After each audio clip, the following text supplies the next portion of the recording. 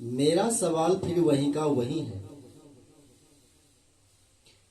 Delhi BJP ने उत्तर पूर्वी दिल्ली लोकसभा से मनोज तिवारी को तीसरी बार टिकट किस आधार पे दिया? जो मनोज तिवारी पैसे के दम पर, चमचागिरी के दम पर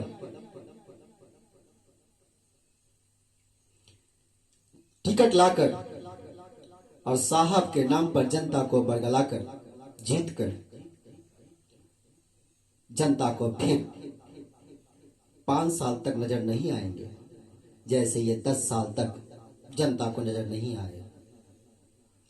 अब जनता निर्णय करे कि उसे किसे वोट देना है। एक अयोग्य सांसद को,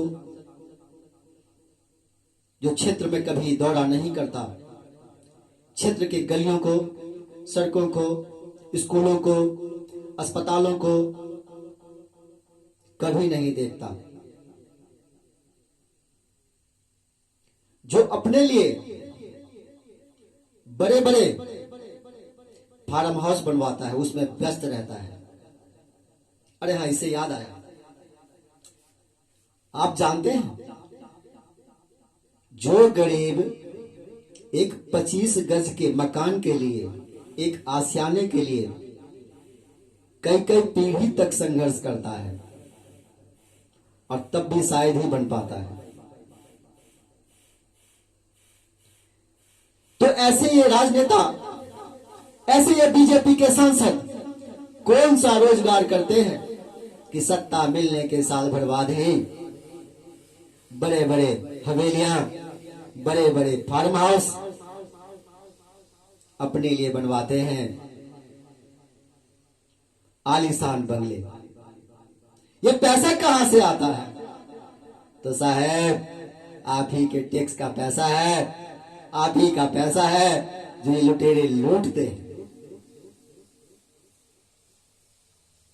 मैं आरोप नहीं लगा रहा हूं, सत्य बयां कर रहा हूं। आपने देखा होगा किसी भी छोटे टेंडर में, छोटे कार्य में, चाहे बीजेपी के सांसद हो, चाहे आम आदमी पार्टी के एमएलए हो, कांग्रेस को तो दिल्ली भूल ही चुकी है।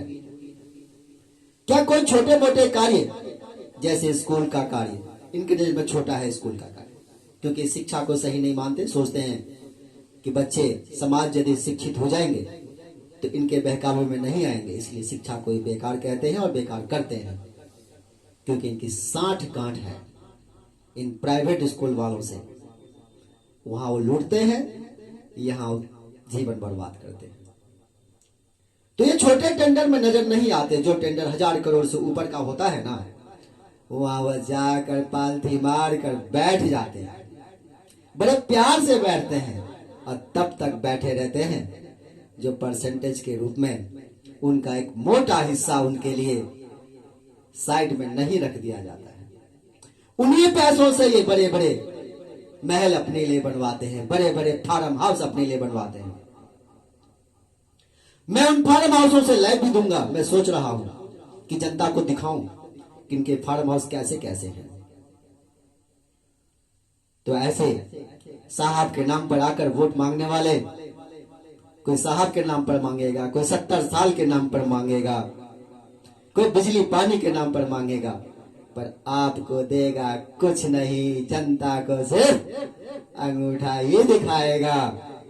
ऐसे नेताओं का बहिष्कार करिए और सच्चे ईमानदार